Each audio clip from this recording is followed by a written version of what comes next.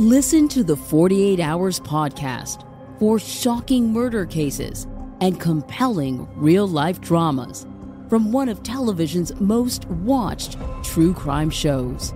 Go behind the scenes of each episode with award-winning CBS News correspondents and producers in Postmortem, a weekly deep dive. Listen to 48 Hours wherever you get your podcasts.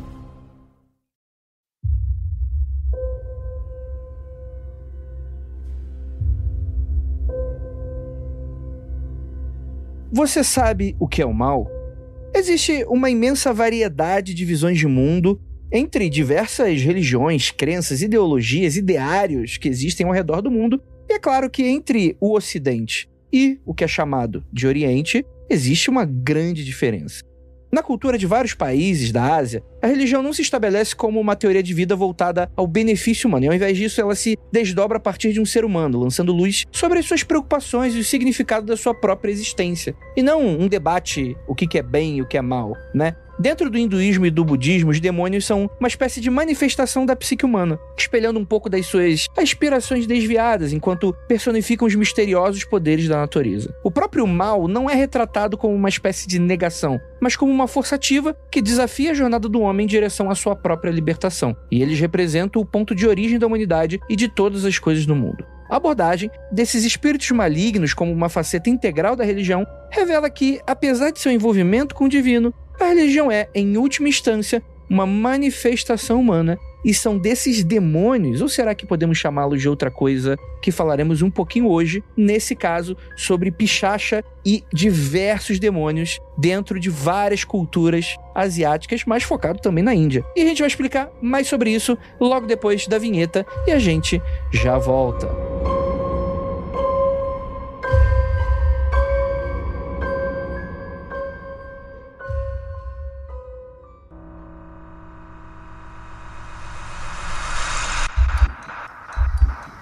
Não há nada de errado com seu áudio. Adentramos agora através dos seus sentidos. Estamos preparando você para o que vai acontecer nos próximos minutos. Além do que conhece por tempo e espaço, o contato com algo além.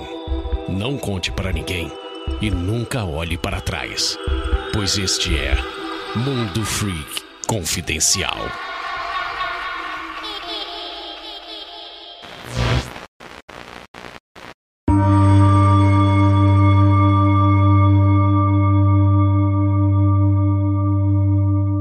Belas noites, queridos ouvintes. Está começando mais um Mundo Freak Confidencial. Eu sou o Haki Tabija, André Fernandes, e hoje vamos falar de uma categoria infernal de seres. Dessa vez vamos para onde? Para o outro lado do mundo, vamos para a Índia, né? Aproveitando aí filminhos que estão sendo lançados. E para me ajudar temos aqui ela, nossa queridíssima Gabi Larroca. Larroca é o nome de criatura do hindu, né? Ou não? Se eu fosse um demônio, eu dedicaria 100% da minha existência a atormentar o Andrei. Porra, digno, hein? Independentemente de qual cultura ou de qual religião eu viesse, eu estaria 100% focada em tornar a vida do Andrei um verdadeiro pesadelo. E você fala essas coisas, aí depois na minha DM, vem os ouvintes falando: André, eu vou ficar te assombrando igual a Gabi. E aí eu vou mandar a conta do meu terapeuta pra você. A culpa é tua. Temos aqui também nosso queridíssimo Marcos Keller. E eu estou aqui pra dizer que o Andrei pode não ser assombrado pela Gabi, mas com certeza ele será assombrado pelos nomes de demônios que nós temos na nossa pauta, como por exemplo, o Hiranyakashipu. É muito bom, né? Perfeito, perfeito. E vamos falar sobre toda essa parte mais mitológica, também bater um papo nessas diferenças culturais, né? Antes de a gente continuar esse papo, cara, que ficou muito incrível, tem um recadinho pra dar sobre esse episódio. Um dos demônios que a gente comenta aqui são os pichachas, demônios ou espíritos malignos, né? Tem uma extensa discussão que a gente vai fazer aqui, que tem raízes profundas aí na mitologia indiana, e é também um vilão do filme de terror Não Abra, que estreia hoje, dia 2 de novembro, somente nos cinemas. E é isso mesmo, a gente acompanha no filme a Sam, que é uma adolescente que lida com os conflitos entre a sua origem indiana e a vida nos Estados Unidos. E, acidentalmente, ela acaba o quê? Libertando uma entidade demoníaca de um jarro, quem nunca, né? que, enfim, jamais deveria ter sido aberto. E à medida que o mal se alimenta dos seus piores medos, a Sam precisa se reconectar com as suas tradições ancestrais para tentar salvar a sua própria vida, a comunidade e, quem sabe, até os Estados Unidos, né? Gente, Não Abra é um filme que foi super comentado internacionalmente, com produção da mesma galera que fez Corra, do Jordan Peele. É estrelado pela atriz Megan Suri, da série Eu Nunca, da Netflix. E obrigado, Imagem Filmes, por nos convidar a mergulhar nessa cultura tão rica e cheia de mistérios. E, o programa tá sensacional. E vocês, ouvintes, depois que vocês ouvirem tudo sobre o demônio e entidades indianas, encontra a gente lá no cinema para assistir Não Abra, a partir de hoje, 2 de novembro, somente nos cinemas.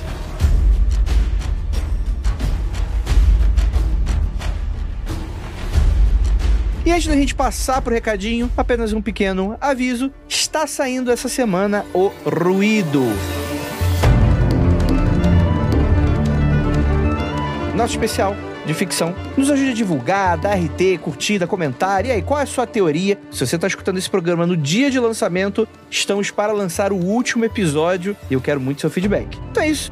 Bora, vamos voltar aqui pro papo, falar sobre o Pichacha e várias outras entidades, espíritos malignos aí no universo do hinduísmo e do budismo, agora no Mundo Freak. Então, bora nessa.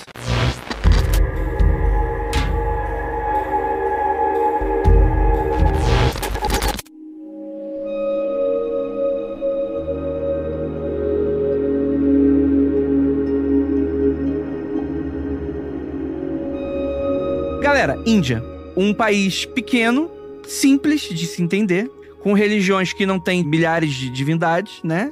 É sim, a gente vai dar apenas... É uma pequena rua chamada Índia, né, que tem, né? Aí tem uns casebres ali do lado e tal. Brincadeiras à parte. Tem só uns 10 anos de história, né? Só uns 10 anos de existência, de cultura. Pois é. Não, então, mas é aí que tá. E acho que foi bom você falar sobre esse ponto, Keller, porque há muito tempo que a gente não dá aquela lacrada anticolonialista. Eu acho que esse momento, acho que ela é até interessante. Porque gostaria de lembrar, né, que essas regiões, né? Por exemplo, a gente vai falar aqui de religiões que são milenares. Mas esse conceito de país Índia é algo relativamente recente, né? Pós-colônia britânica. Então, isso é muito interessante, que tem várias daquelas tretas ali, Paquistão, né? Que gira em torno, né? Então, tem várias dessas questões, diferenças culturais. A Índia é um país tão grande, é um país continental, né? Que você tem diferentes formas de pensar o mundo, né? Você tem duas das maiores religiões existentes, né? Que é o hinduísmo e o budismo. Que é algo que, mesmo se existisse só na Índia, já garantiria ser uma das mais populares religiões, né? Mas não, também são religiões que vão pra fora da Índia, né? Então, isso é muito interessante, né? Porque o nome Índia, inclusive, ele é um nome colonial, né? Ele foi dado esse nome, né? Você tinha ali uma série de regiões, uma série de povos e por aí vai, né? Então isso é interessante ser colocado, né?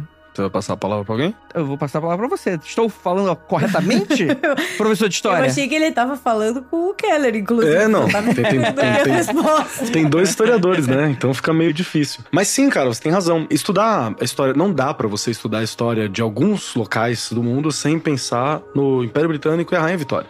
Né, começa por ali. A Rainha Vitória, famosa, a maior traficante de drogas do mundo, não se esqueça disso, que tava lá, né, obrigando a venda de ópio há muito tempo. Abraço, família real inglesa. Mas quando a gente fala sobre o Império Britânico, ele dominou tudo, né? E a gente tem um acesso a algumas culturas como se fosse uma cultura de consumo, justamente por causa da relação do Império Britânico com essas culturas. Vamos lembrar que tem esse feitiço colonial que era assustador. Não serve o povo, não serve o local. Mas tudo que eu acho bonito eu levo pro Museu Britânico, levo pro Louvre, né? Coloco lá bonitão e eu aprecio aquilo como se fosse algo meu, algo que eu capturei. Então você tem uma relação meio de consumo mesmo daquela cultura e de troféu das culturas, né? Isso é um pouco complicado, porque também acontece que quando a gente observa a cultura hindu, que ela é muito vasta, a gente tem essa característica de consumo cultural. É como se eu estivesse consumindo um produto e não compreendendo, né, aquela religião, aquela cultura, aquele lugar. E é muito fácil cair nesse lugar, é muito natural pra gente olhar assim. A gente vai tentar, é claro, não cair neste local, mas entenda que é uma armadilha muito fácil por causa dessa relação, né?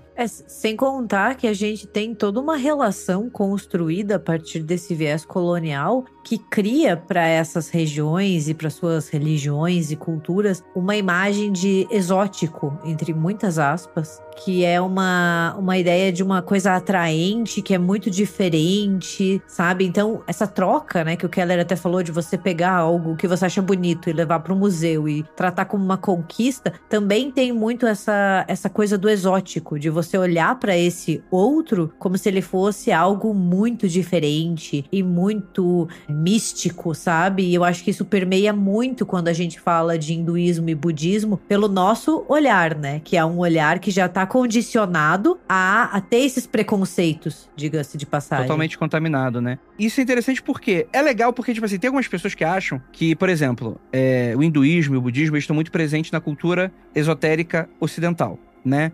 Então você tem conceitos nas religiões mais modernas, espiritualistas, como reencarnação, como essas coisas, etc e tal. E isso é meio que um flavor, né? Que a galera do século XIX, século XX ia pra lá, aprendia com os caras de alguma maneira, chegava pra lá e adaptava. E assim, é um processo cultural que acredito até que em dado momento é natural, só que como a gente tá falando, cria uma série de distorções, né? Que é um pouco dessa coisa de você imaginar um povo, que é altamente complexo, com todas as suas questões sociais, culturais e econômicas, e você resume a ele aquela pessoa, aquele turista que vai pros lugares de turista e fala, olha que povo espiritualizado, né? Sendo que é uma religião como qualquer outra, né? E que tem as suas questões e tem as suas manifestações religiosas, né? Os seus mistérios, né? Tem os seus encantos também, é claro, né? Mas não é só isso, né? Então é muito interessante sempre a gente, quando a gente começa a falar em temas como esse, a gente tomar uma série de cuidados, né? Porque, principalmente o hinduísmo, né? O hinduísmo é algo muito diferente da religião tradicional que a gente tem aqui no Ocidente, né? Que é muito voltada pro cristianismo, né? Religiões abraâmicas no geral e tal. Aqui a gente tá falando de milhares de divindades. E muitas vezes essas milhares de divindades que a gente coloca, às vezes tá até ignorando certas riquezas de diferenças regionais que pra gente a gente tá assimilando como uma mesma religião, mas pra eles é uma coisa que não necessariamente é verdade, né? Então tem clérigos lá, tô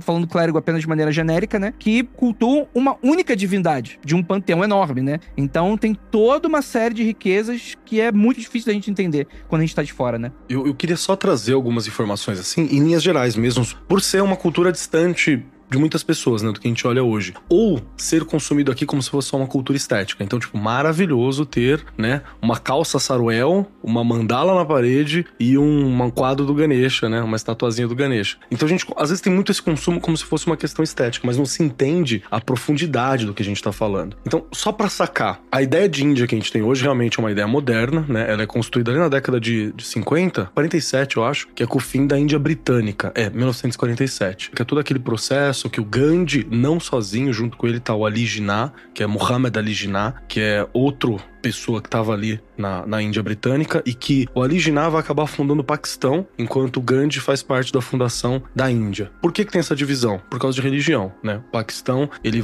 vai para um lado mais dos muçulmanos e tal, e a Índia mantém a religião hindu, né? Essa tradição. Ah, mas são povos muito semelhantes, são culturas muito parecidas ainda, você tem uma cisão, porque a religião é uma coisa muito importante, né? E que é formadora da identidade. Só pra constar, isso eu lembro muito de um episódio do Queer Eye, que um dos membros que ele é paquistanês, salvo engano. E aí eles vão ajudar um cara que é indiano. E aí é muito louco, porque ele fala que, tua mãe, ele abre um armário e tem tipo uma sacola cheia de joias de ouro. Aí ele olha e fala, sua mãe montou isso aqui pra você entregar pra aquela mulher que vai ser sua esposa, né? Aí o cara fala, eu não sei o que eu faço com isso. Ele fala, minha mãe também, imagina quando eu casei com um cara, como é que foi? E aí começa essa conversa. Porque tem uma briga, né? Mas isso é muito semelhante a algumas coisas culturais, né? Não no sentido religioso, mas no sentido cultural mais aberto, porque por muitos anos foram um povo oprimido junto, né? E que tinham trocas ali. Mas só pra puxar pra antes da colonização britânica, né? Bem antes disso, você tem naquela região, né? Uma história que ela é milenar. A gente tá falando de milenar mesmo, coisa de 3.000 anos antes de Cristo, que é chamado de período védico. O período védico você não consegue nem definir exatamente quais são os locais no geral, né? Porque você tem alguns centros, mas a cultura Veda, ela se espalhava. É lá que foi, né, compilado os Vedas, né? Que são os escritos, né? Tem uma série de livros, de materiais que são antiquíssimos. Depois disso vem o período épico, que é 1000 a 500 a.C. Tem o período clássico, que é onde você tem os tantras, né, sendo escritos e por aí vai. E depois você tem o período medieval e o período moderno. Então você tem uma série de períodos.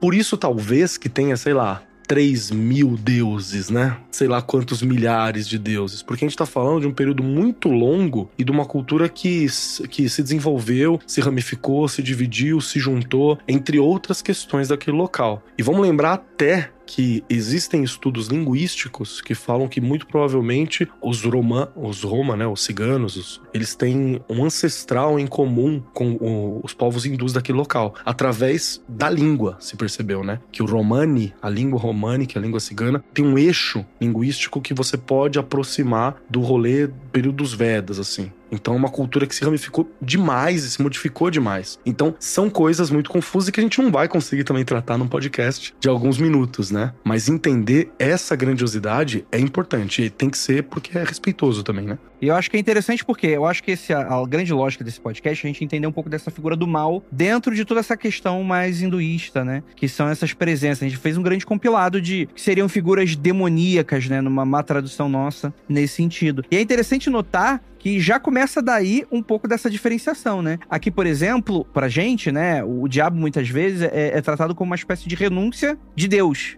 Do tipo, uma ausência da luz, uma ausência da conexão. Sendo que aqui, muitas vezes, eles são encarados, né, essas figuras malignas, demoníacas, etc., como uma função muito interessante dentro de uma cultura que vai pregar muito que de beleza. Coisas ruins acontecem, mas muitas vezes elas estão ali para mostrar que você não deve chegar ali. Então, do tipo, vamos criar polos, não necessariamente porque, não, tipo, é polarizado, mas é porque você vai ter vários aspectos de negatividade, positividade, coisas que você deveria almejar ou deveria não almejar, e que são meio que contrapartes até da sua psique, né? Então, existe meio que uma maneira de você tratar esses seres como também parte de aspectos e características que você deve buscar. Não é algo que você necessariamente deve rejeitar, mas é algo que você deve aprender a entender, tratar, né? Evitar um pouco, mas que tá lá, né? Então isso já começa, por exemplo, aqui a gente tem um exemplo de uma abordagem que é o tal da figura de Vrtar.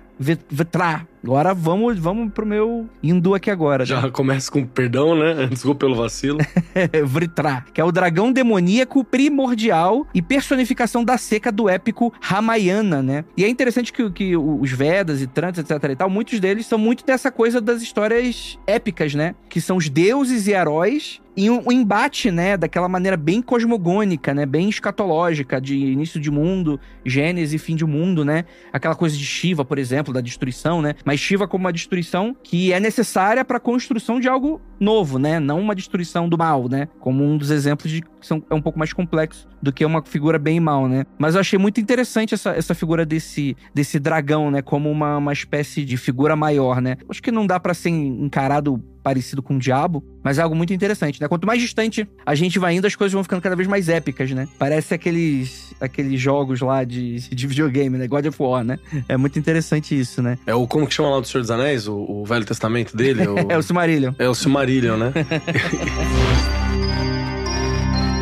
E só pra puxar um pouquinho, é bem legal quando você pega o Ramayana, que é a viagem de Rama, né, desse personagem e tal. É interessante você ver que o mal aqui, ele é uma personificação de um grande problema, que é a seca, né? Então você já... O que é mal naquele determinado período específico, né? Mal é a seca, onde eu não vou conseguir comer, onde vai afetar plantio, né? Então o que o herói tá fazendo? Vencendo esse mal da seca pra poder garantir a vida, né? É que a gente entra justamente, né, num debate que acompanha a humanidade desde muito cedo, né? Mas que vai tomando contornos muito distintos de acordo com as culturas, que é a existência do mal no mundo, né? Então, as comunidades, as religiões, as sociedades, elas vão tentando entender o sofrimento, a catástrofe, né?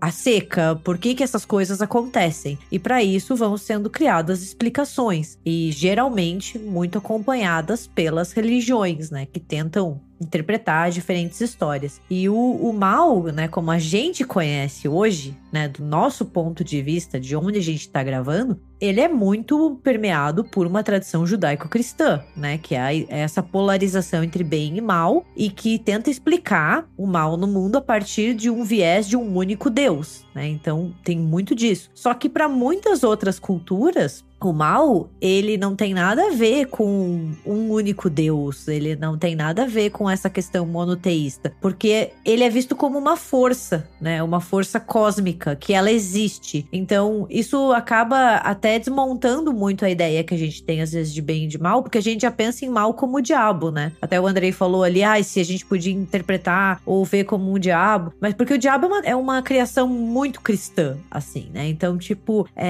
ele personifica o grande mal, mas para outras culturas o mal ele vai de uma maneira muito cósmica e que vai ser muito plural e que vai tentar explicar o porquê as coisas ruins acontecem. E às vezes elas acontecem com participação humana e às vezes sem, as coisas só acontecem. Então é o cristianismo que coloca a participação humana, né? É o cristianismo que coloca essa culpa de que se algo aconteceu, se algo ruim aconteceu, é porque o ser humano fez algo, né? Porque daí você precisa colocar um rival à altura desse único Deus. Mas nas outras culturas não, então ele é algo muito mais multifacetado. E lembrando que a gente tá falando do Ramayana, ele é um livro do período védico. Então é um bagulho de, sei lá, 300 a.C., assim, no mínimo, né? Pra falar datas que os historiadores acreditam que seja, né? Entre 3 e 1 antes de Cristo. Então, o século 3 e 1 antes de Cristo. Então é muito tempo atrás, né? Na construção. E o mal vai tomando, né? Como a Gabi falou, vai tomando essa face, dependendo do período que a gente tá discutindo ele. No hinduísmo existem várias figuras maléficas, né? Diferente daqui que a gente comumente associa a demônios, né? Como se fosse um mal único, né? Ou no máximo cria uma estrutura para um mesmo tipo de ser, né? Aqui a gente tem vários tipos, né? Então, por exemplo, tem os Asuras, né? Pra quem é da cultura pop, vai lembrar do videogame, né? Asuras Wrath. Que eu não sei se é uma boa adaptação, porque eu nunca joguei e eu também não conheço o hinduísmo pra saber mesmo. Mas era bonita as cenas, hein? Ah, as cenas são bonitas. Então, as cenas parecem Vedas, né? De arregaçar botão. Né? Exato, né? Eu fico muito curioso com ele, só nunca tive coragem de pagar o preço cheio no jogo, porque ele parece ser bem curto, assim, é bem esmagar botão mesmo, cerebrado, né? E você tem os Rakshas. Como é? Rakshasas. Só pra lembrar dos Asuras, né? Quando o Andrei falou dos Asuras, como é uma experiência religiosa com uns quintilhão, né? Um zilhão de divindades, tem algumas pessoas que tentam dar uma ordem ao longo do tempo. Então, uma ordem comum, mas que não é única, que você vai encontrar, é dividido entre Devas, que seriam esses celestiais, né? Benevolentes, protetores. Os Ganas, que são uma espécie de espírito natural, né? Sei lá, sabe? Uma espírito da floresta, uma coisa menos pessoal, menos aparência e mais xamânica, mais presente, assim, tentando traduzir. E os Asuras, que aí seriam esses demônios, que geralmente são forças malignas ou destrutivas, de vício, né, que estão presentes, assim, no mundo e que representam essa força cósmica, como a Gabi falou muito bem. Alguns dos Asuras mais conhecidos aqui, a gente tem o Ravana, que é o adversário da epopeia hindu, que a gente tava comentando aqui, o Ramayana, né, e o Hiranyakashipu. Hiranyakashipu, que é um personagem do Bhavata Purana. Hoje vai ser o dia! Bhagavata Purana, né? Que faz parte também dessas tradições hindus, né? Que tem muito a ver com questões daquela coisa da justiça cósmica, né? O bem, mal, karma, não karma, dharma, não sei o quê. E aí é interessante, porque quando a gente vai pro budismo, já é um pouco diferente, né? Os demônios não são tão proeminentes assim quanto no hinduísmo, mas existem seres malévolos, né? Tipo os maras, né? Que representam aí a tentação e a ilusão. Porque o budismo fala muito sobre isso, né? Sobre a ilusão, matéria, né? Sobre aquela coisa que te tira do caminho, né? Necessariamente, né? Mas que estão lá e que você precisa aprender a lidar, né? São obstáculos para alcançar a ideia de iluminação espiritual, né? Frequentemente, eles são usados, inclusive, dentro da função religiosa, né? Como naquelas histórias ali, do cara iluminado que vai subir a montanha. E aí vai ter o Mara que vai ficar ali tentando a pessoa, né? Tipo, sei lá, o diabo nos 40 dias no deserto, né? Então é sempre associado a esse tipo de figura, né? Que tá ali tentando tirar do seu caminho, mas que tem uma função muito específica, né? Só pra dar um adendo também e dar um pouco de contexto, justamente por pensar que talvez muitas coisas que estão da cultura hindu e da Ásia em geral são tão distantes pra gente, né? Mas por que do hinduísmo, de repente, o Andrei tá falando de budismo, né? Porque vamos lembrar que o fundador, né, abre aspas, o fundador do budismo seria Siddhartha Gautama, que é o Buda histórico, né? O Buda Shakyamuni seria esse Buda histórico. E ele era hindu. Antes do budismo ser criado, era uma pessoa hindu, era um príncipe, né, que era hindu. Então o budismo, quando ele surge na Índia por volta do século 6, 5 a.C., ele é uma reforma do hinduísmo. Ele é uma espécie de uma versão do hinduísmo, né? É uma outra visão sobre. E aí, aos poucos, ele vai caminhando sozinho, vai se espalha para Nepal, Índia, Sri Lanka, China, né? Japão, hoje é um grande expoente também com o budismo Zen, que influenciou muito o Brasil. E aí vem vindo, né? Vem puxando para cá. E então você vai ter uma reinterpretação mesmo sobre como que o mal se apresenta. Já que no budismo você não tem divindades tão pessoais, né? Você não é uma divindade personificada, né? Você não tem um ser divino maligno, ou nesse sentido, então acaba que tudo ganha um tom um pouco mais, como o Andrei falou, de um aspecto mental, né? De uma percepção, de uma falha humana, como se fosse uma alusão, como se fosse um exemplo mesmo, assim, mas não necessariamente uma força pessoal. É porque essa dicotomia entre bem e mal que a gente tá tão acostumado, né, como se fossem polos completamente opostos, é uma coisa muito da tradição judaico-cristã. É algo que o cristianismo, principalmente, inverte, né? Essa perspectiva de que são duas coisas que estão em lados opostos, né? Ele que cria essa... Não cria, né? Mas incorpora essa polarização, porque precisa de um grande adversário a um Deus benevolente, né? E nisso que o Keller falou, é muito evidente, daí mostra como o cristianismo é recente. Porque a gente tá falando aqui do hinduísmo e do budismo e, cara, é muito tempo antes, entendeu? Então, a gente até tentar olhar essas religiões, essas culturas por um prisma, né, cristão, chega a ser risível, porque elas estavam ali muito antes. Então, elas têm uma lógica que é completamente própria. E muito sólida, né? Porque senão não teria durado tanto tempo, né? E até pra repescar o que o Andrei falou, eu acho que o termo melhor pra falar sobre como o budismo tende... De novo, a budismos, né? Pode ser que você tenha uma tradição específica que tenha um outro olhar. Mas, no geral, tende a se olhar os demônios como se eles fossem metáforas para forças negativas que podem ser encontradas nas pessoas, né? Então ele é menos uma pessoalidade, né? Como a gente estava conversando. Então, dois desses tipos de demônio, que é o Mara, que é a ilusão do desejo, né? Essa ilusão, esse desejo, aquilo que você se engana, que você acha que quer e que te tira do caminho da iluminação porque ele te prende na matéria e no engano, né? Então ele é uma coisa que tá aqui, que eu preciso saber lidar, preciso saber transformar. Outro aspecto muito louco, que o demônio não é algo que eu vou só rechaçar, é algo que pode ser transformado são causas de sofrimento, mas podem ser transformados pela compaixão e pelo entendimento, pela consciência. Os yakshas são esses demônios que podem ser malevolentes, podem ser benevolentes, mas eles são meio naturais, algo parecido com os ganas que a gente falou em cima, e os rakshasa normalmente está associado à violência, à raiva, né? Que já foi, num momento em que o mundo era bem mais violento, e foi bem mais violento, você pode achar que tá horrível hoje, mas hoje você tem algum valor pra vida humana em geral, né? Fazia muito sentido você vê isso como um problema, né? Esse potencial de retirar a vida do outro a qualquer momento, que você provavelmente teve ao longo da maior parte do tempo em que o budismo esteve presente. Porque é muito recente essa valorização que a gente tem, essa estrutura de leis, né? Essa proposta de igualdade, onde alguém de uma casta superior não pode simplesmente matar alguém de uma casta inferior em algum lugar. Então, essa visão de demônio, ela é bem diferente e vem do mesmo lugar, né? E surge mais ou menos no mesmo espaço. É pra gente ver de novo a riqueza da cultura, né? Do local que a gente tá chamando de Índia, por exemplo, da cultura hindu. Eu acho que existe, assim, é claro que vai existir treta, né? Mas existe um grau de tolerância muito mais interessante, né? Porque são religiões que não tentaram se sobrepujar necessariamente umas sobre as outras, né? Novamente, é claro, cada lugar vai ter uma experiência distinta, talvez possa existir grupos minoritários que sejam mais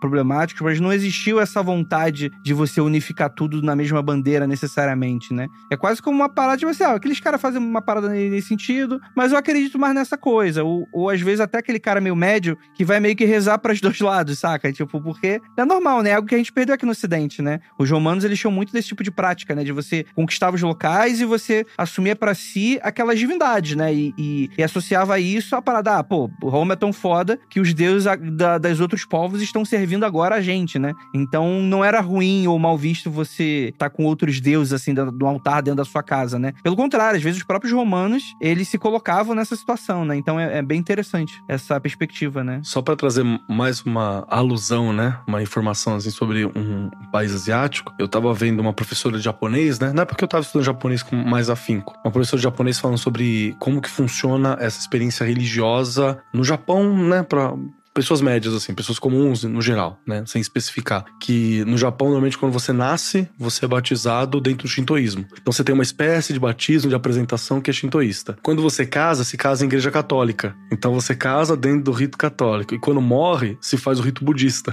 E assim, ao longo da vida, ela fala, o japonês nasce, é shintoísta, casa católico e morre budista. Que é pra mostrar essa experiência de uma pluralidade que, inclusive, consegue conviver muito bem em alguns locais, né? Talvez, nessa reflexão que a Gabi fez, né? Que estão aí há muito tempo. Teve tempo pra aprender a lidar um com o outro, né? Talvez, assim. Teve tempo pra se adaptar, pra compreender. E o cristianismo, como a gente falou, é bem recente. E eu acho que isso entra também numa discussão muito sobre religiões no plural, de que não existe essa pureza religiosa, porque as religiões, elas são frutos também das relações humanas. E como nós mudamos e a gente tem contato com outras sociedades, outras culturas, e vamos mudando de acordo com o período em que estamos, as religiões também vão mudando e vão se misturando, né? A gente tem aqui no Brasil exemplo disso, entendeu? Então essa ideia de que uma religião ela nasce e permanece a mesma por toda a sua existência, sabe? É uma falácia, porque as coisas mudam, tudo que é humano se modifica de acordo com o tempo.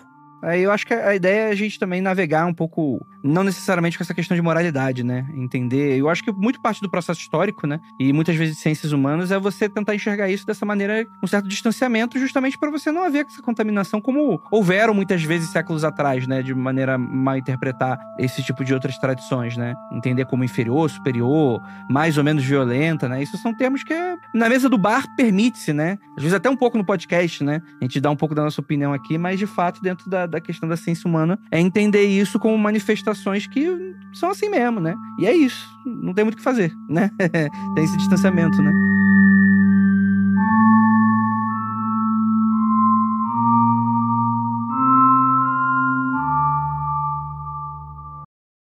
TIAA is on a mission. Why? Because 54% of Black Americans don't have enough savings to retire. So in collaboration with big-name artists like Wyclef Jean, TIAA released Paper Right, new music inspiring a new financial future.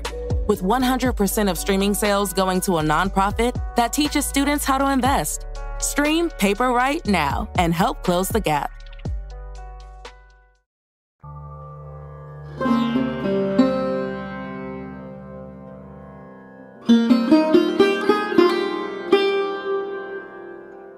Vamos falar dos Pichacha? E, cara, eu achei muito interessante, porque faz parte um pouco do filme, né, que convidaram a gente a falar, né, do Não Abra. Eu achei muito interessante que eu não conhecia, né. Eu até já tinha ouvido falar dos Devas, né, Maras até em dado momento, com outra perspectiva, eu nunca tinha enxergado eles como demônios. Realmente, fica da critério de um elemento ilusório. Na minha concepção, era mais ou menos esse meu contato. Devas, ok, Devas já tem um pouco dessa figura meio demoníaca, né. Me lembrava, às vezes, até umas figuras parecidas com os Onis japoneses, por exemplo, né, aquela coisa do demônio meio ogro, né, meio monstruoso, né. E eu acho que o Pichacha, ele se encaixa muito nessa coisa do mal personificado numa entidade meio bestializada, né. Conforme narrado no Mahabharata, os Pichachas, né, originalmente, eles teriam sido criados por Brahma e são relatados como tendo lutado ao lado de Ghatotkacha contra Karna. Mas também são mencionados como servindo aos Kauravas, desempenhando aí o papel de cavalos na carruagem de Alambusha. Rapaz, hoje eu tô gastando todo o meu Windows. Perfeito. Eu tô saindo do meu Sansara aqui. Cada deus novo, assim. Mas eu achei muito interessante porque eles são associados a essa questão da escuridão e frequentemente representados como habitantes de cemitérios. O que já me... Eu sei que é muito errado a gente ficar fazendo essas analogias, assim, mas remeteu muito ao Ghul árabe, né? Aquela coisa da figura do carniceiro, né? Do carniçal, né? Alguma coisa nesse sentido, né? Essa coisa que vive no cemitério, né? Aquela coisa do terreno ruim, vamos colocar assim, né? Eu acho que deve ter no post, beijo, Nandinha. Deve ter no post uma figura de um Pichacha pra você dar uma olhadinha. Cara, é muito algo que você já viu, assim, em algum Globo Repórter, tipo, Índia, terra ancestral, sabe? Assim, alguma estátua, algum símbolo. Porque ele é bem com os dentão pra fora, sabe? Lembra muito as máscaras de Oni, do Japão mesmo, como o Andrei falou. Lembra... Tem muito essa cara de algo que ele é arquetípico. E pra puxar também uma questão, é interessante porque o Pichacha, ele tá tanto no hinduísmo quanto no budismo. No hinduísmo tem uma coisa mais pessoal, que é um ser maléfolo, né? Essa manifestação do mal, carnívora, com presa afiada, garra, uma criatura terrível, assim, né? Que são amaldiçoados por deuses, pelos humanos, ninguém gosta do cara. E aí, quando você vai pro budismo, eles representam alguém que tá preso no Sansara, tá preso não consegue achar iluminação, por isso tá no ciclo de falta de compaixão, falta de benevolência e sempre caindo na violência, né? Porque ele tá causando sofrimento a si mesmo e aos outros. Aí ele vira essa metáfora para aquele que não toma consciência e tá sempre realizando mesmo violência contra si e contra os outros, né? Então é legal essa reflexão. E a descrição é terrível, né, mano? Seres que causam violência, aparência grotesca, alimentando de carne humana. Normal, convidar pra festa, né? Final de ano. Mas, cara, é muito legal, assim, porque eles têm uma mitologia muito única. Acho que o Keller acerta muito quando ele fala essa coisa que ninguém quer, né? Porque, segundo o mito, ele seria aquela pessoa muito ruim que morreu, não foi aceita tanto pelo céu quanto pelo inferno. Então, ele vive um pouco nesses lugares do meio, né? Tipo cemitério, né? É muito interessante isso, né? Eles teriam a capacidade de se transformar e assumir formas diferentes de maneira à vontade, inclusive se tornando invisíveis. O que pra mim é interessantíssimo, porque eu associava esse tipo de ser como sendo aquela coisa da natureza espiritual, que é aquela coisa que não está no mundo dos vivos, no mundo da matéria. Mas aqui dá a entender que talvez eles estejam, porque se eles comem carne humana, eles sugam a alma também, o que ok, é da natureza espiritual dentro de vários tipos de crença, né? Mas se eles comem carne humana e se tornam invisíveis, um espírito não precisa se tornar invisível, ele já tá em outro lugar, né? Mas lembra que a carne humana aqui é pra dizer que eles são tão horríveis que eles comem carne. São duas culturas que tradicionalmente não vão fazer uso da carne como parte da base alimentar. E pior do que carne humana, né? Então eles cruzam um tabu que... Tudo bem que, novamente, né, tabu é uma construção, mas, assim, é algo... Eles cruzam uma fronteira ali muito delicada, né? Eu acho que essa é a grande questão. Mas eu acho muito significativo como é uma imagem que a imagem dos Pichacha é algo que a gente já viu, como o Keller falou. Você bate o olho e você fala assim, isso não me é estranho. Não que a gente já viu né, pelo amor. Nem quero, inclusive. Eu espero passar a minha vida inteira sem encontrar com um. Em alguma madrugada na Lapa, eu acho que eu já vi uns dois, assim, andando por lá. Conversando, né? Um bebendo e o outro pegando alguém. É uma imagética que circula pra nós, assim. Em algum lugar a gente já se deparou, ou com algo similar, né? Não, talvez exatamente o que é um Pichacha, mas assim, algo ali da mesma família, digamos. Mas é interessante, né, que eles têm essa capacidade também da possessão, né? Então, uma maneira de afastar eles, né, é com mantras. Eles acabam também recebendo oferendas durante cerimônias e festivais religiosos. Muito provavelmente para aplacar os males, né? Do tipo, vou deixar essa oferenda para que a gente não seja afetado, né? Que é um tipo de relacionamento muito comum fora do cristianismo, né? Aqui a gente não dá uma oferenda pro diabo, né? A gente não faz nada com o diabo. Quer afastar. Não Aqui a gente se alimenta para dar tudo certo, né? Se você fizer isso, o cristianismo não vai gostar muito, entendeu? Então é melhor não... O cristianismo quer matar de fome, né? Não pode dar nada e tal. Zoado. Mas sabe que essa questão de você fazer oferendas, né? Pra tentar aplacar ou cair um pouco nas graças desses seres, né? Também casa um pouco com a ideia de que nem sempre eles são retratados de uma forma negativa. Mas assim, o que a gente entende como negativo, né? Porque quando a gente lê assim, eles são seres malignos, eles são demônios, né? Ou algo assim, uma categoria própria. A gente já imagina, né? O que é a nossa ideia de mal, né? E tem alguns textos budistas, por exemplo, em que eles são mencionados como protetores, ou até assim, eles são mencionados como filhos de Kroda, que é a raiva. Isso faz muito sentido, você tentar aplacar a raiva, você tentar diminuir esse sentimento de ira, de raiva. Então, assim, é também, se a gente for pensar, são imagens e histórias que concedem um certo poder da gente poder lidar e conviver com eles, né? Você pode, assim, olha, você faz uma oferenda, você presta um ritual, e você não fica completamente à mercê, né? Você consegue meio que fazer um jogo de equilíbrio, digamos. Total. Necessário. Principalmente em locais onde você tem uma vida difícil, né? É muito normal esse equilíbrio acontecer, né? Você tentar falar, não, já que não dá pra, né? O mal vai tá aí, vamos ver se ele vem menos mal, né? Porque você não consegue extinguir, né? Tipo, você não consegue se ver livre completamente. Tipo, olha, o mal acabou, agora só tem o bem, entendeu? Tipo, não, em nenhuma cosmovisão isso é possível, sabe? Então, tem tradições religiosas e culturais que visam, né? Você afastar cada vez mais, né? Tipo, o cristianismo, ou você ter algo assim, uma barreira. E outras onde você pode tentar ali, né, mediar para que as coisas sejam menos piores. Tem umas variações também, né? Tem um famoso gramático, o Panini, que ele menciona em seu livro o Astadhyayi. Os Pichachas seriam um clã de guerreiros. Eles não necessariamente seriam malignos dentro desse contexto. Eles são até mencionados como protetores. Então olha que interessante, como é que é uma parada bem refratária, né? Não é impossível, porque se você puxar, a gente tá falando de novo, de uma porrada de povo, numa porrada de anos, num lugar, né? Então, por exemplo, tá se falando aqui que existe um povo específico, chamado povo dárdico, que vivia no norte da Caxemira, né? Não deve estar lá ainda, que era referido com o termo de Pichacha, ou Pichacha, que é um derivado da língua. Então, pode ser que esse demônio seja o povo adversário, sabe? O povo adversário de alguém que foi demonizado e que eram grandes guerreiros. É bem possível que você tenha esse tipo de corruptela linguística que acaba se incorporando na cultura de alguma forma. Especialmente quando você tá falando de um rolê com 5.000 anos de história, né? Total. E eu acho que até gostaria de citar aqui o filme, né? Que a gente tá fazendo aqui o Jabá, que é o Não Abra, né? É interessante porque ele é retratado com algo que a gente não falou até aqui, como uma figura que pode ser aprisionado em um recipiente, né? E que você tem culturalmente o que me lembrou muito a figura dos djinns árabes. E que ele tem uma característica que pode possuir. Que eu tenho certeza que em algum momento do filme algo assim acontece. Que ele pode possuir alguém. Que é mais barato, inclusive, mas se possuir alguém. Quer apostar?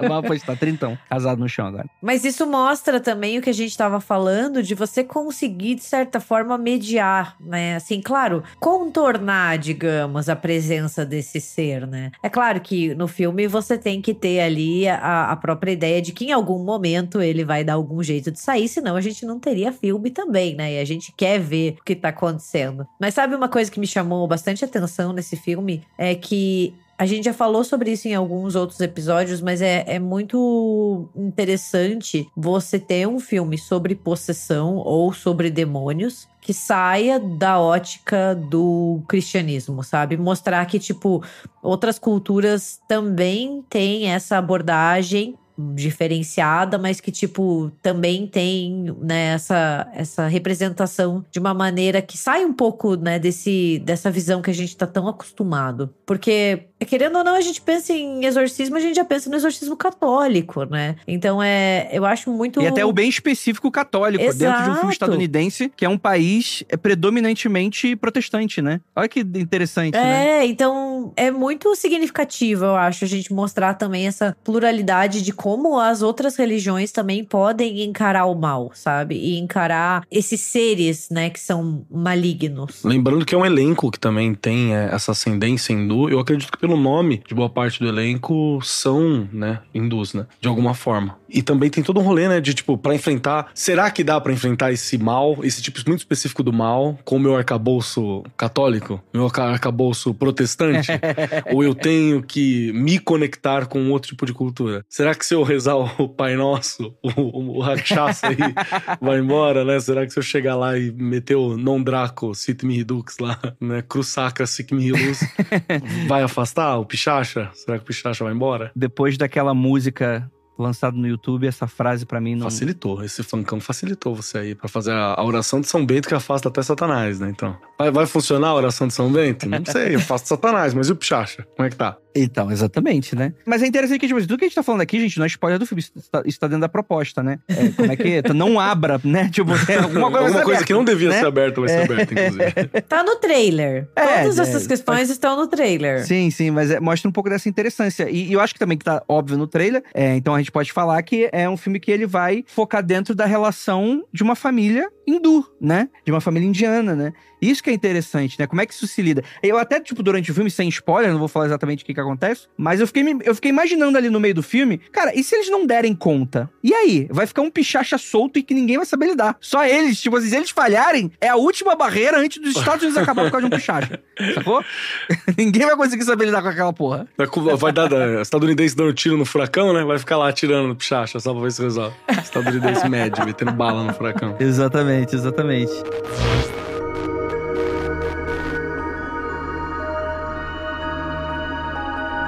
A gente tem também os Rakasha, que a gente já tinha falado, né? Rakshasha, né? Novamente, da mitologia hindu, eles formam uma raça de seres geralmente malévolos que habitam a Terra e possuem habilidades sobrenaturais que frequentemente são práticas que se referem a atos malignos, né? Como interromper rituais védicos ou mesmo também se alimentar de seres humanos. E eu achei muito interessante essa parada do interromper rituais védicos, né? Que é o chato, né? Ele é aquele cara que deve ficar empentelhando você. Tu tá lá concentrado, fazendo o seu ritual védico, e ele fica lá enchendo o saco fora do círculo, né? Tipo, não sei nem se tem círculo, mas ele fica ali do lado de fora da barreira, enchendo o saco, né? Então eu achei isso muito... Dirigindo o carro da pamonha, né? No dia que você tá fazendo Enem, o carro da pamonha fazendo volta, assim. Primeira vez que eu fui fazer o Enem, inclusive vocês aí que vão fazer o Enem, parabéns, boa sorte e tal. Primeira vez que fui fazer o Enem, tinha alguém tava tocando Banda de Javu, DJ Juninho, repetidamente a música, assim, num bar não tão longe. A galera foi lá pedir pra desligar depois de 2h30, né, tocando a mesma música lá travada. Então é isso, o Rakshasa fica rodando voltas, assim, Pamonha de Piracicaba, sabe, em volta do rito. Falando Pamonha de Piracicaba, Pamonha de Piracicaba. É a gente gravando o podcast e a moto do Caneda, em volta né? aqui, Passando né? correndo ali. ali. Com o Tetsuo. Se tu prestar atenção, fica gritando mesmo. E é interessante que, assim, distintos dos Yakshas que a gente tinha citado anteriormente, né? Eles são parentes e considerados forças da destruição.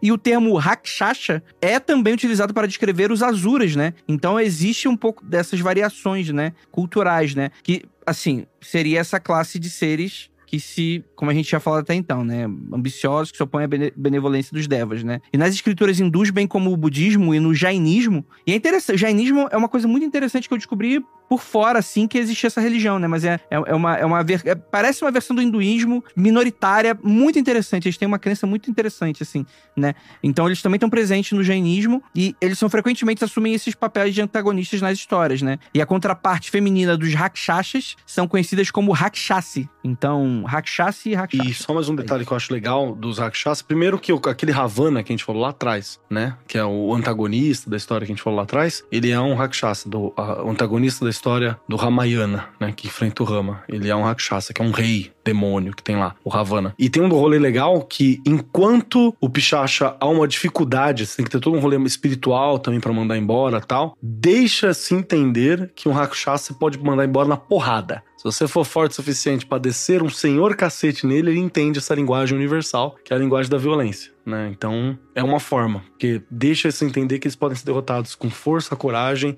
e uso da sabedoria também, porque você tem que saber a luta que você tá brigando, né? Eu acho muito interessante a questão imagética dos Rakshasa. Ai, gente, muito difícil de falar. Sim, o Andrei já queimou por todos nós, mas a gente continua aqui profanando a pronúncia, né? Mas, tipo, é muito interessante, vale a pena dar uma olhada, assim, como eles têm todo um visual que é muito, não só impactante, mas ele é muito rico, né? Então, os olhos flamejantes, né? E eles usam as indumentárias na cabeça, sabe? Nossa, eles dão de 10-0 nos demônios do cristianismo, gente. Falando sério. Nossa, eles são muito mais legais. Sabe o que me lembra? Lembra muito, pra quem... Vai ter imagem no post, mas lembra muito aquele curta-metragem que ficou famoso, que mostra a mina de ouro dançando, assim, e o cara enfeitiçando a galera, saindo do lago. Como é que é o nome daquele curta-metragem? Tem um nome muito legal.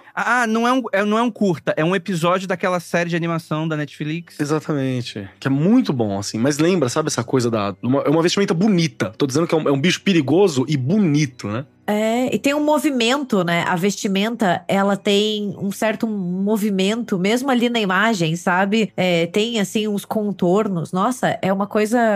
É perigoso, mas é bonito, entendeu? Keller definiu bem, assim. É bem carnavalesco, né? Ele tem um pouco dessa atmosfera do encantamento, né? Que quando chega, todo mundo sabe, saca? Tipo, chega do show de drag, saca? Com todo respeito. Desculpa, Dibaro era o nome do curta. Dibaro, é assim.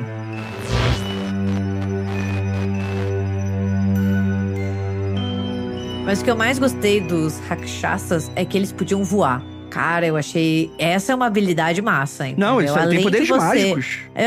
Eles podem desaparecer, eles têm poder mágico de ilusão. Então, assim, eles são fodões, né? Por isso a sabedoria pra enfrentar, provavelmente, né?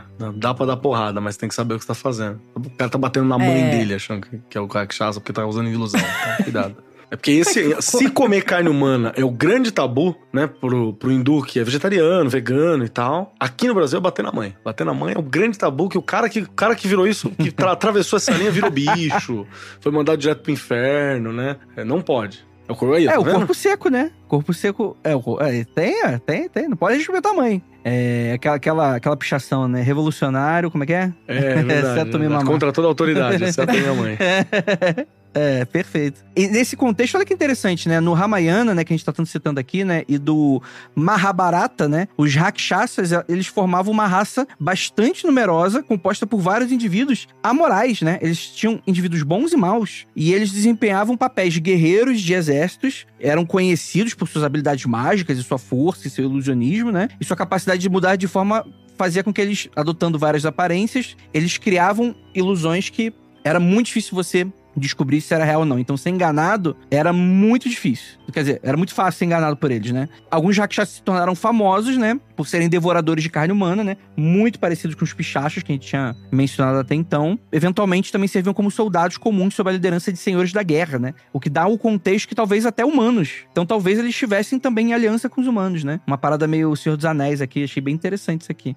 Essa fala do Senhor dos Anéis é boa porque, pra quem lê o Mahabharata, ele é meio Senhor dos Anéis mesmo, assim, sabe? É meio Game of Thrones, né? Ele é um épico muito, muito épico. Se não me engano, são primos que estão batalhando, cada um pega um lado. É um livro que ele vai tratar sobre absolutamente todos os aspectos da vida, assim, paz, amor, guerra, ódio. Os conceitos de Dharma, que Dharma seria o dever, a Dharma é uma versão de pecado, e o Karma, né? Que é o resultado das suas ações. Estão todos muito bem descritos no Mahabharata através dos versos e do resultado das ações dos personagens. E ora você vê Rakshasa de um lado, ora você vê Rakshasa do outro, né? Eles estão passando pelos lados mesmo. Então você tem alguns que são ruins, né?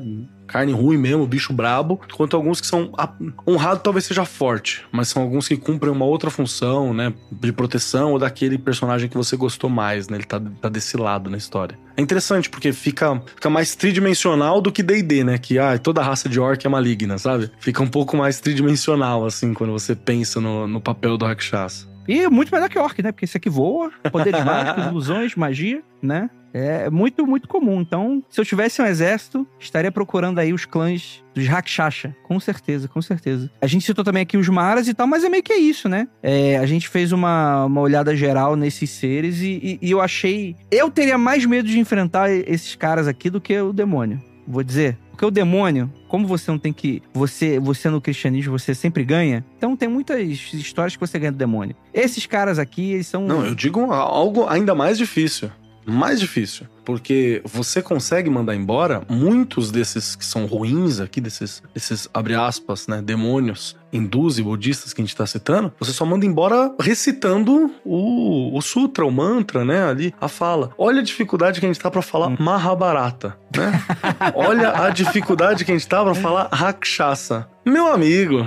Tu tá lascado. Se for depender da tua pronúncia de sânscrito antigo, sabe? Você foi. Nossa, já era. Tô morto, já. Os vocábulos, né? As sonoridades não são exatamente as mesmas do latim, que a gente tá até acostumado.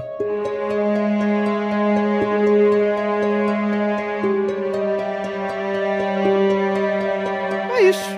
Que gerou um podcast interessantíssimo pra gente explorar um pouco regiões, culturas completamente diferentes das nossas. Eu quero puxar uma pergunta pra Gabi Laroca, que está aqui conosco. A pergunta é que assim... Fudeu. Gabi, você que é a especialista local sobre filmes de terror, demônios no cinema e por aí vai. O quão bacana é...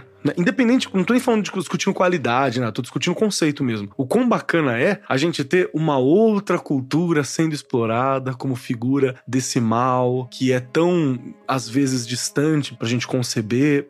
O quanto isso dá também uma oxigenada, às vezes, nessa imagética, assim. Olha, falando por experiência própria, né? A gente até já comentou, mas eu acho que o cinema de horror ocidental, né? E a gente tá falando... Porque, gente, o mundo inteiro produz cinema de horror, né? Não é só o Ocidente. A gente que às vezes é muito direcionado para produções principalmente americanas e algumas europeias, né? Mas assim, o cinema indiano, por exemplo, ele é mega rico, né? O cinema asiático também, assim. Então, são todos muito produtores de histórias de horror, que são muito diferentes das nossas, né? E eu acho isso muito legal, porque mostra como o que assusta a gente é diferente do que assusta outras pessoas e outras culturas, né? E como o medo é histórico e culturalmente moldado. E a gente tem uma tradição, né? Assim, quando eu falo a gente, também é muito uma coisa generalizada, né? Mas assim, nós temos uma tradição no cinema de horror de encarar a possessão e o demoníaco por um prisma cristão, especialmente católico, porque é o que a gente tem que a gente chama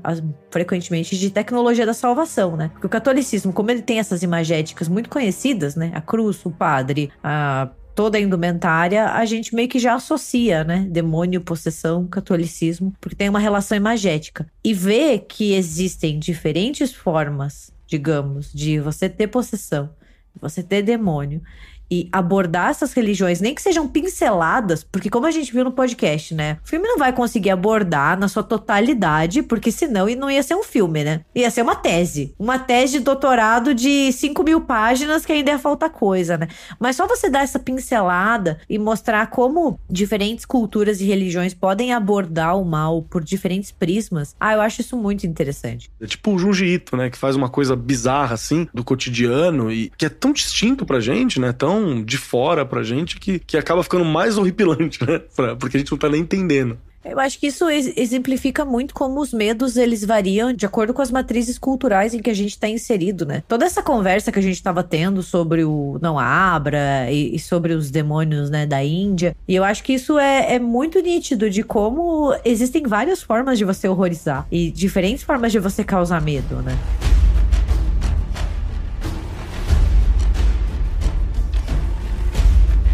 É isso, gente. Eu gostaria muito de agradecer a todos vocês que ficaram até aqui, essa mesa maravilhosa, essa parceria, né, com a Imagem Filmes, do filme Não Abra. Então, vão lá assistir no cinema, vai ser muito, muito, muito legal. E aquilo, não olhe para trás.